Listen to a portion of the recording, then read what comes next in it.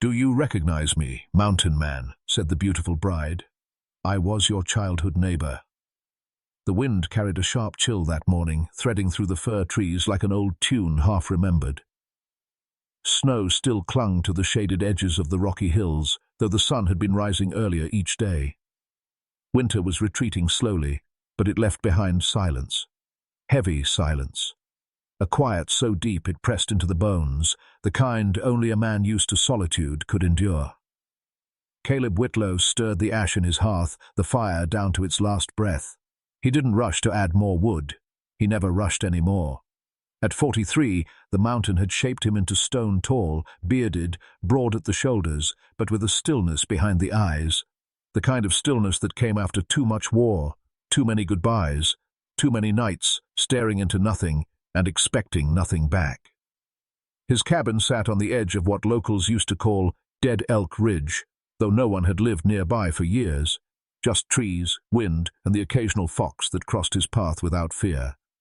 Caleb liked it that way. The world had taken too much. He didn't need more stories. That morning, he'd walked down to the well to check the line. The sun was low. Frost cracked under his boots. He was halfway there when he noticed the trail, faint footprints in the powder-dusted dirt, small, delicate, recent. He stopped, looked around. Nothing, just the echo of his breath. Then he saw her. She stood near the edge of the woods, where the path narrowed between tall birches, wrapped in a wool shawl the color of coal, dress thick and worn. A veil tucked loosely into her hair, though wind had pulled strands across her face. She didn't move, just watched him, as if she'd been waiting hours. Caleb's first instinct was caution. A woman alone this far up the ridge was not common, and never by accident. He took a step for Ward, and that's when she spoke. Soft, but steady. "Do you recognize me, mountain man?" she asked, lifting her chin, eyes steady beneath the veil. "I was your childhood neighbor." Caleb's chest tightened. She didn't smile.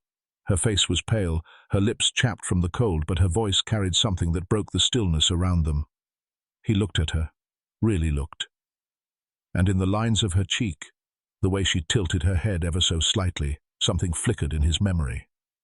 A girl, a laugh, bare feet running across hay bales in late summer, fireflies, apples stolen from a cart. He hadn't said her name in 25 years, but now it clawed up from the dark like a forgotten prayer. He didn't say her name aloud, not yet. It stayed trapped beneath his breath, like it had been buried too long to rise without breaking, but he knew it now. She had been 10 the last time he'd seen her, the daughter of a quiet, bookish man who died too young. After that, she and her mother had disappeared, swallowed by the town's silence. And now, standing before him like a ghost, clothed in frost and wool, she was no longer the girl he remembered. She didn't move forward, didn't cry, but he saw the tremble in her fingers, the tightness in her jaw, not just from the cold, from fear held tight under the skin. Her eyes flicked to the cabin behind him, then back. She was asking, without asking, not for warmth, but for safety, for some small piece of ground that wouldn't hurt her. Caleb didn't move. He wasn't ready. Not because he didn't want to help, but because the pain in her eyes mirrored something he wasn't ready to face in himself. He turned his gaze to the horizon. Snow clouds building over the northern ridge. 2 hours, maybe less, before the weather turned hard. If she stayed out here, she'd freeze. If she left, he had no idea where she'd go. There was no road for miles, no wool nearby. Still, he hesitated. Not because he didn't care, but because caring had broken him before. He thought of the war, of the little girl in the village, the one with the same eyes as Mara, the one he'd promised to carry to safety. He had failed her, just like he'd failed so many others. And now, in Mara's silence, he heard the same quiet scream, the kind that people carry when no one listens. "You're not safe out here," he finally said, his voice low, gravel thick. "Not with a storm coming." She didn't answer. She just looked at him with eyes that said, "I know." He could see the fatigue pressing down on her, the way she stood straight, holding on to whatever was left of her pride. She didn't beg. She didn't plead. That broke him more than if she had. Caleb clenched his jaw, turned away. He walked past her, back toward the cabin. Every step felt like dragging a stone behind his chest. He opened the door. The warmth spilled out in a hush. He paused, didn't look back. But his voice, rough and cold, called out behind him. "Come inside, Mara, before the wind takes you." She didn't move right away. She needed to know it was real, that it wasn't pity. Then she walked, slow, careful steps, toward the door. He watched her enter without a word. She took off her boots, stood near the fire, not asking for anything more than that small mercy. And in that moment, Caleb knew. This wasn't charity. The storm hit before nightfall. Wind pushed hard against the windows and snow tapped at the glass like fingers trying to get in. Inside, the fire crackled low, casting long shadows across the cabin walls. Mara hadn't said much. She sat curled in Caleb's old armchair, her hands wrapped around a tin mug of weak tea. She didn't ask questions. She didn't offer answers. But Caleb wasn't in a hurry. Silence was something he understood. Still, something about the way she listened for every sound outside made him uneasy. Her shoulders flinched when the wind groaned through the trees. Her eyes kept drifting to the door, as if expecting someone to kick it open. Caleb leaned against the doorframe, arms crossed, watching. "You running from something?" he asked. She didn't speak right away. Then, without looking up, she answered, "Someone." That was all. He nodded, like he hadn't expected more, but her voice had a weight to it, a fear packed tight inside. He tried again, softer. "Who?" She finally looked up at him, her lips parted, dry and pale. "A man my uncle sold me to," she said. "The wedding was yesterday." Caleb froze. His chest grew tight. The words felt wrong in his ears, like poison said too calmly. "Sold?" he asked, voice low. Mara gave the smallest nod. "He's a land baron from down the river. 5 times my age. Cruel. Wealthy. I was the price for a debt." Caleb felt heat rise behind his eyes, the kind that came before violence, before war. "He'll come looking," she added. "He has men, horses, guns." She didn't say she was sorry. She didn't beg him to hide her. She was just telling him the truth, so he could decide. Caleb didn't answer. He walked to the back wall and pulled open a crate beneath the tool shelf. Inside, wrapped in oilcloth, was an old rifle. He hadn't touched it in years, but some things you never forget how to hold. He set it on the table. "How many men?" he asked. 4. "Maybe 5, she whispered. He nodded. "I can leave before dawn," Mara said quickly. "If you give me a map, I'll disappear. I don't want to bring danger here." He looked at her, really looked. "You think they'll let you go? That they'll stop looking just because you walked into the woods?" She said nothing. He stepped closer, voice a low growl. "You come through my door. You're under my roof. You stay because I say so." Her eyes welled, but no tears fell. Just a small, sharp nod, like she'd been holding her breath for hours. Outside, the wind shifted. In the distance, faint, but not faint enough, came the sound of hooves on frozen ground. The wind eat by morning, leaving behind a pale stillness that blanketed the ridge. Snow had sealed the path in silence.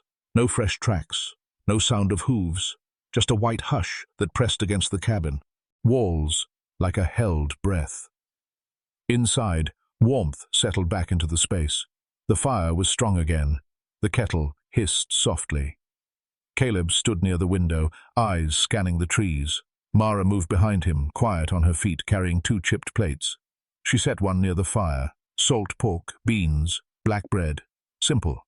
But something about the way she served it, like it mattered, softened something inside him. They didn't speak. They just sat, ate in silence. A full minute passed before Mara broke a piece of bread in 2 and placed half on his plate. It was small, but he felt it like a hand reaching out across years. Later, while light touched the treetops, Caleb took her outside. The rifle slung across his shoulder. She followed him, her scarf tight against her neck. She didn't ask why. In a clearing just behind the cabin, he set up a rusted oil can on a tree stump. He held out the rifle. Her eyes widened. "I've never—" He didn't finish her sentence, just nodded once. "You will." Her hands trembled when she took it. He helped her position her fingers, guided her elbow, stepped back. "Breathe, then squeeze." She missed the first shot, the second too. But the third? The can tumbled from the stump and landed in the snow with a dull thud. She turned to him. For the first time, she smiled.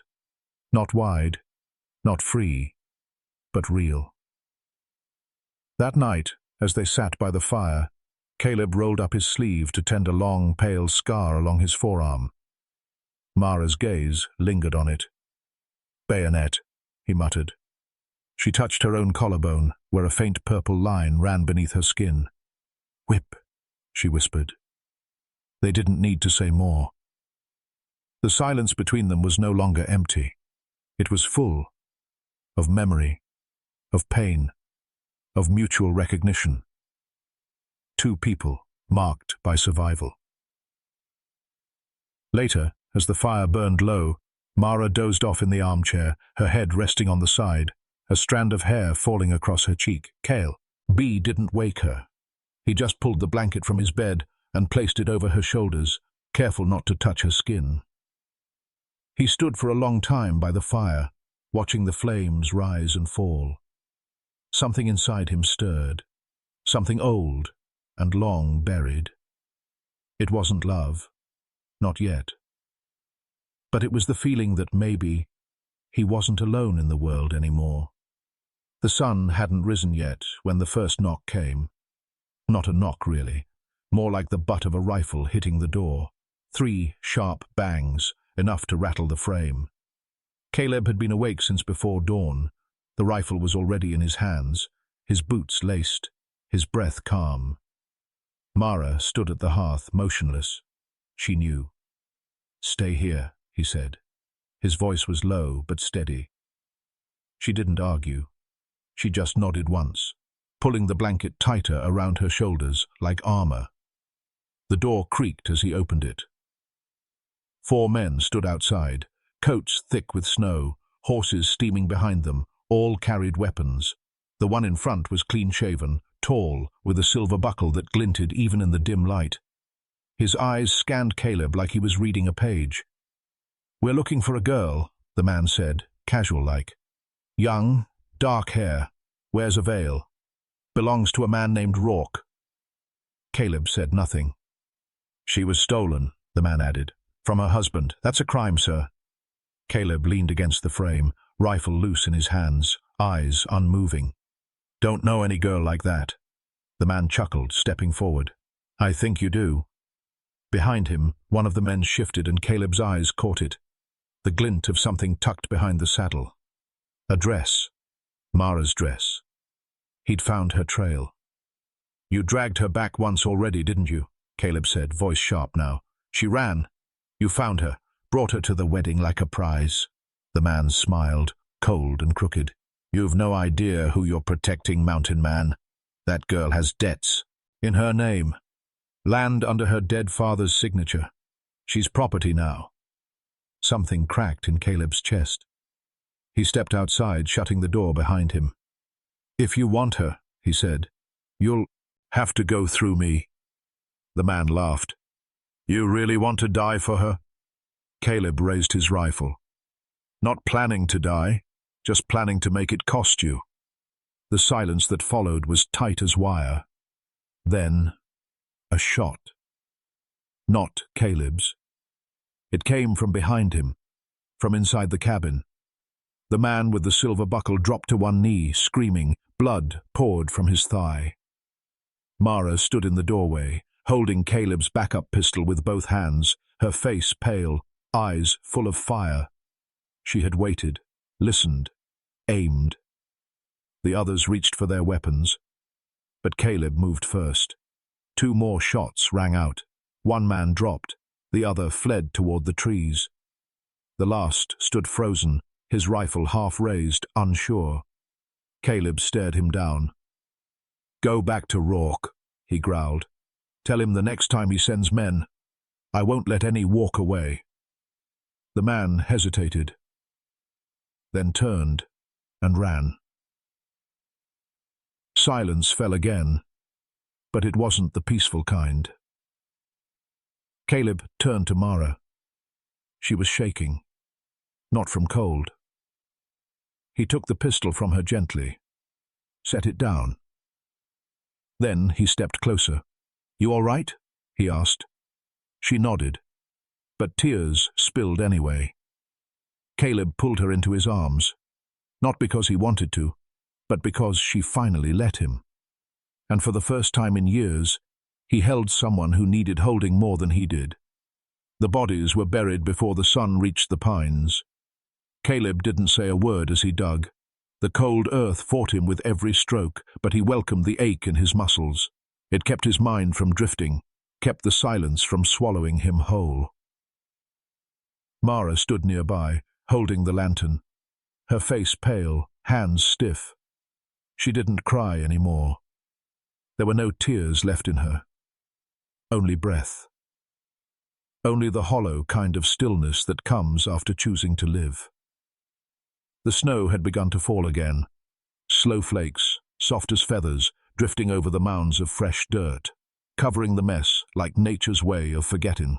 Caleb packed the last of the soil, pressed it down with the back of the shovel. Then he stood, looking at the ridge where the final man had disappeared into the trees. He hadn't chased him. There was no need. Rourke would hear the story soon enough. And maybe he'd send more. Or maybe he'd cut his losses. Either way, Caleb was done waiting for others to decide what happened on his land. They walked back to the cabin without speaking. The snow muted every footstep, every creak of the porch boards. Inside, the fire had gone low, but the room still held the warmth of survival. Mara sat in the same chair she had used that first night, but something in her posture had changed. Her shoulders weren't so tight, her hands didn't tremble. She had blood on her sleeve. Caleb noticed, reached down, took a clean cloth, and knelt before her. No words passed between them. He wiped the dried specks from her wrist, her knuckles, then placed the cloth in the basin and sat beside her on the floor, back against the wall. Outside, the wind picked up again, but it wasn't the same wind. This one didn't threaten. It carried a kind of emptiness, not cruel, but wide, like the sky had opened up and was waiting for them to fill it. Caleb didn't speak. He let the quiet rest between them. Mara leaned her head back, eyes half closed. Then she whispered, not looking at him, "I didn't think anyone would stand for me." Caleb didn't answer. He just reached up and gently placed his calloused hand over hers. And for the first time since the war, since the fire, since the girl in the village he couldn't save, Caleb Whitlow felt still. Not alone. Still. Spring came slow to the ridge, but it came. The snow melted into the soil, soaking the earth with silence and memory. Buds pushed through frost-hardened ground. The creek ran louder. Even the birds began to return, hesitant at first, then all at once. Tea. He cabin changed too. A second chair appeared on the porch. A small clothesline stretched between two pines. Fresh bread cooled on the windowsill some mornings, its scent carrying down the trail. Caleb still rose before the sun, still split wood and mended fences, but his steps were no longer heavy, his silence no longer hollow. Mara kept to herself in the early days. She wrote letters she never sent, sat long hours near the trees with a sketchbook in her lap, drawing faces she remembered. Some days she cried, but more and more she laughed too, soft, uncertain at first, then brighter. They did not speak of the men again, not their names, not their screams. The graves behind the shed remained unmarked. But sometimes Caleb would pause by the tree stump where she fired that first shot. He'd run a hand along the scar in the bark, not as a wound, but as a mark, proof that choices had been made. One evening near midsummer, Mara prepared dinner. 2 tin plates, stew, cornbread, a candle between them that flickered against the dusk. They didn't speak much. They didn't need to. She reached across the table and placed something in his hand, a small drawing, folded tight. He opened it. It was a sketch of the cabin, the ridge behind it, and 2 small figures on the porch, one tall, one wrapped in a shawl. At the bottom she'd written, "Home is not a place. It's the one who stands when others run." Caleb didn't speak, just folded the paper carefully, as if it were fragile. Later that night, as they sat on the porch watching the stars, Mara leaned against his shoulder. Her hand found his without hesitation. And the mountain, which had once been a place to hide, became something else. A place to begin. A place to breathe. A place where pain came to rest, not to be forgotten, but to be carried together. And as the wind moved softly through the trees like a lullaby for the wounded, the cabin stood quiet, bathed in silver light. Somewhere far off, a wolf howled once, then fell silent. And the night held them both, not as broken souls, but as 2 people who had finally been seen. He never forgot her first words, but it was the silence that saved them.